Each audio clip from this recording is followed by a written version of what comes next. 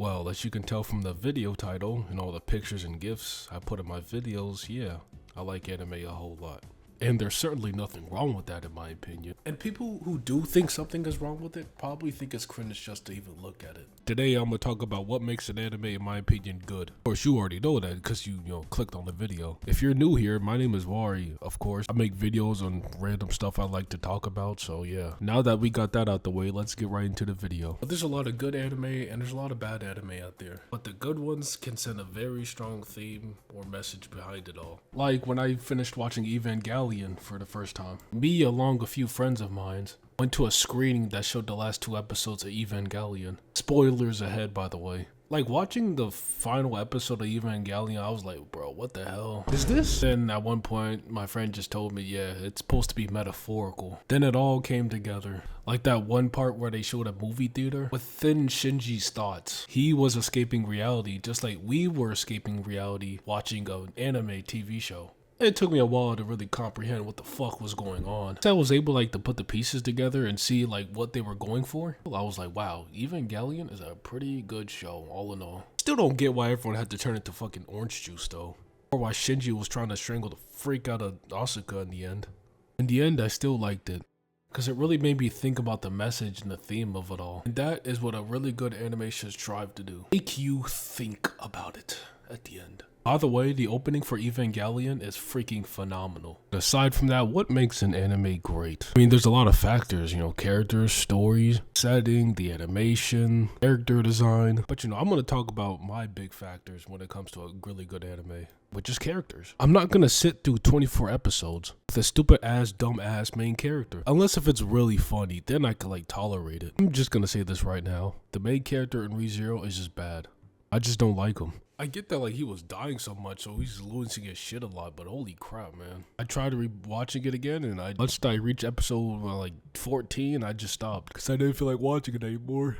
But while we're on the topic of characters, of course you got, important side characters too. You got the one character that's just for comedy relief. Serious motherfuckers. Smart and elegant characters. Characters who just want all the smoke. But there is one side character I don't mind talking about in this video. This bitch right here. I had a friend who told me about this show. I was like, hey, this shit was just pretty funny, man. You should watch this show. I remember watching it and oh my god. This character was so goddamn annoying. She over here screaming and shit every single time. I'm like, damn, bro, you're just not funny. I didn't do as much as a fucking giggle when she came up and tried to be funny. As a matter of fact, I think Megumin better, even though she only has one move in her whole arsenal. When she uses her nuclear bomb technique, she passes out. I feel like she has funnier moments. Like this one scene when she was covered in this weird gooey ass slime. He was trying to make it sound like Cosmo was some weird degenerate asshole. Even though I wasn't laughing my ass off watching that shit. But I like moments like those more than Aqua panicking, screaming, and being loud as fuck. And I feel like she's way less annoying. And I think the majority of watchers think she's a better character.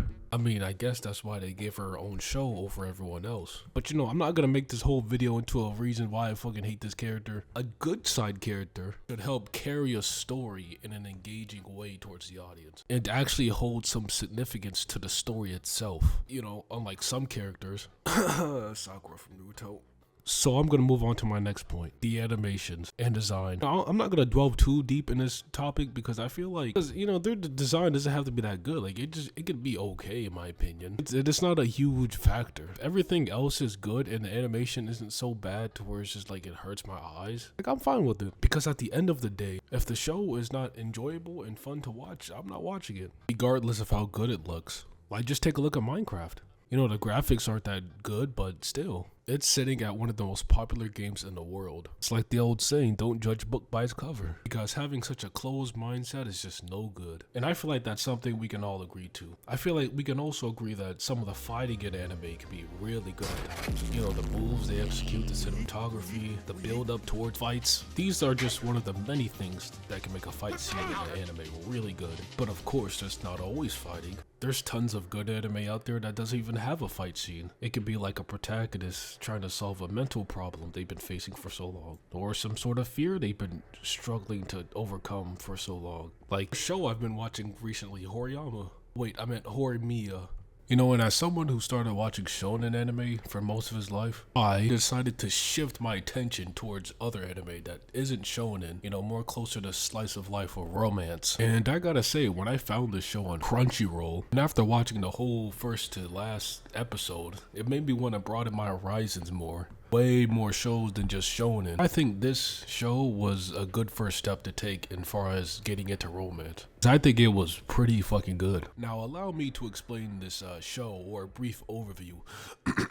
The show itself is about a boy named Miyamura, who's this gloomy ass, quiet ass kid. Everyone thinks he's a freaking weeb, calling him a quote unquote otaku, always sitting in the back corner of the classroom. Always seems to never really talk to anyone. But on one particular day, Miyamura happens to find a little boy who tripped over and broke his nose by falling over. Miyamura takes the boy back to his home. They open the door and whoop-de-whoop, it's Hori's home. Hori, not realizing that it's Miyamura, invites this individual to stay over for a little bit. They sit down, talk. Miyamura's like, yeah, I'm not quiet kid in your class. Fast forward the next day, Hori walks up to Miyamura to invite him over to her house because Hori's brother wants to see him again. And yeah, they do this over and over and over again. And I basically described the first half of the first episode. Like, I'm just gonna say this right now. I mean, in my humble opinion, the episodes with Miyamura and Hori were the best ones out of the whole show. I just feel like their romance was the best out of all the others, in my opinion. I just think they had, you know, funnier moments. Like, Hori went to get shit talked by Miyamura. You know, I thought that was pretty funny. But for like context, Hori wouldn't let anyone do what you're seeing now. She just knows that Miyamura is a genuinely nice guy and that he wouldn't actually want to do something like that. Aside from characters, I really like the message the show brings out. Like, you shouldn't judge a book by its cover. Like I said, everyone thought Miyamura was this fucking weeb nerd, but then minutes later, you know, they realized that he's not really like that at all. And upon Hori and Miyamura learning more about each other, they realized that, or like sides that they haven't really seen of each other, that they know more about as they like continue to be with each other. I also liked how Miyamura changed more as a person. Like, he's a little less introverted, he's talking more. He changed his appearance to make himself look better, and he's making a lot more friends now. Just seeing him change and improve all the way to the end is just something I really liked. You know, as I said before, a show should have you think about its theme and message at the end. I think the show itself did a pretty good job at that, so yeah, just know you're certainly not wasting your time if you're gonna watch something like that. There's more out there, but the point is that there's a lot of good shows out there that are anime, and certainly a lot that I grew up watching. Yeah, and that about do it for the video. Hope you like, comment, and what? Hold on, wait a minute. Wait, what? You want to hear my favorite shows? Well, I did just spend a few minutes talking about anime and shit. What makes a good one, so fuck it. My favorite anime of all time, let's go. My favorite is One Piece. In case you never really watched One Piece, allow me to explain it a little bit. So basically, you got this rubber boy, and he sails the seas, a few other people that he eventually recruits. It's a freaking great show, in my opinion. Characters have great backstories. None of them are boring. They're pretty funny at times, and yeah, I put in like my top 5. I think Luffy's a very inspirational character. It's just the determination he has to just fight any battle without ever even thinking about giving up. He always stays true to his word. The difficulty, the outcomes he faced. Throughout all that, he's still that goofy ass motherfucker he is today. Like, this guy, he wants all the smoke. He doesn't care if he's fighting someone 10 times stronger than him. Well, I conquered this, I conquered that, I conquered the whole entire fucking world. Luffy does not give two shits. Like, when he called one of the 4 emperors of the sea, the emperors in this show, they're like really fucking strong. Don't nobody want to fight them because they're just that strong. You got Luffy over here calling the 4 emperors of the sea. It was like, fuck you and your candy, and I'm gonna kick your ass. Oh, and the fucking backstories. I think all the backstories are great, like even Zoro's. He promised to become the strongest swordsman to a friend of his before she passed away. He trained so long and so hard to master the 3 sword style and hopes to surpass her one day. And at some point, Zoro challenges her to a duel. Well, you know, loses. But it was from that day forward. They made a promise to be the best swordsman that they can be. One day in the future to fight for the title of the greatest swordsman. But like I said before, she dies, so it doesn't really happen. But that doesn't stop Zoro from striving to be the greatest swordsman alive, even hoping to surpass Mihawk, who currently is the strongest swordsman in the world. Even Nami's backstory is pretty good. Before seeing her backstory, you're just like, damn, she's an asshole, a thief and a liar. And after seeing her backstory, like, she doing all this, robbing people, trying to steal money just so she could protect her hometown from this aquatic piece of shit who basically took control over the whole town, promised to leave only if she could get a certain amount of money. It was a ridiculous amount. And then when she finally got the amount of money she needed to save everyone from this aquatic piece of shit, which took years and years to get, he's all like, nah, fuck that, you gotta start all over. In the end, he gets his shit kicked in by Luffy. I'm not gonna lie, it was very enjoyable. Except the part where Luffy was literally about to drown in a deep ass swimming pool.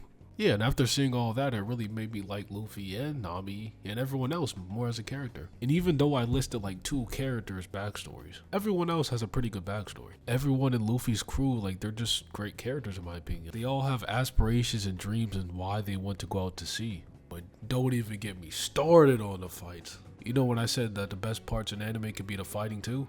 Yeah, this is one of them. Especially when Luffy was able to pull off Gear 5 for the first time. Everyone says it's goofy, but you know, like, the show is pretty goofy itself, so I mean, it doesn't really bother me that much. Like that he was swinging Kaido around like a freaking ragdoll was crazy. And Kaido's also one of these emperors, and he's pretty fucking strong. But Luffy made that bro look like a joke. Or even before all that, like pre-time skip, to actually one of my favorite fights in One Piece. Or was Roronoa Zoro cut steel for the first time. Like, he was struggling a lot at first. He was getting cut up, he was struggling to even land a hit on this motherfucker because he was literally made out of steel. Legit on the edge of my seat, like, seeing if this motherfucker could actually cut steel. At the end, he pulls it off. And that fight alone was like easily in my top 20 favorite fights in the show. And that brings me to my point about, you know, why I like the show so much. One of the reasons being the fights. If you gotta talk about fights in animes, One Piece gotta be in that talk. The problem is that it's too goddamn long. Like, I'm not gonna spoil anything, but at some point when I got to like episode 150, I was like, what the fuck? Like, I haven't watched that shit in a hot minute because it was just too damn long and I was getting burnt out. You could just read the manga and you could just catch up way faster than watching the show. Aside from all that, this is still one of the best anime I've watched. My last few things I want to talk about is my experience with anime. Starting off with my favorite anime when I was a kid, Dragon Ball Z. When I was little, I used to watch Dragon Ball all the time. I used to replay that one theme from Dragon Ball, the Dragon Soul. I used to replay that all the time in my head. The very first anime I ever watched.